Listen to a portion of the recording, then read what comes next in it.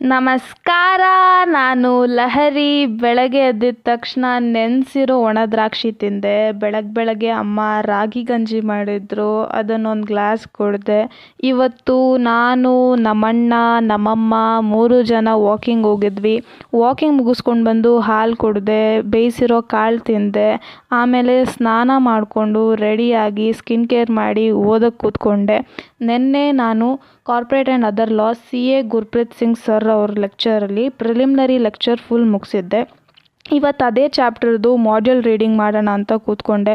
Full chapter ಮುಗಿಸಿದ ಮೇಲೆ water melon ತಿಂದು ಅಷ್ಟರಲ್ಲಿ 4:33 ಆಗೋಗಿತ್ತು. ಆಮೇಲೆ ಏನು ಓದಿಲ್ವಲ್ಲ ಅಂತ ಅಂದ್ಕೊಂಡು ನೆನ್ನೆ ಓದ್ತಾ ಇದ್ದಿದ್ದು 5 ಚಾಪ್ಟರ್ ಆಗೋಗಿತ್ತಲ್ವ. ಇವತ್ತು 6, 7, 8, 9, 10 ಅಂದರೆ ಇವತ್ತು 5 ಚಾಪ್ಟರ್ ಓದಿದ್ದು ಮುಗಿಸಿದ ಮೇಲೆ ಮೆಡಿಟೇಷನ್ ಮಾಡಿದೆ. Thanks for watching. ಬಾಯ್.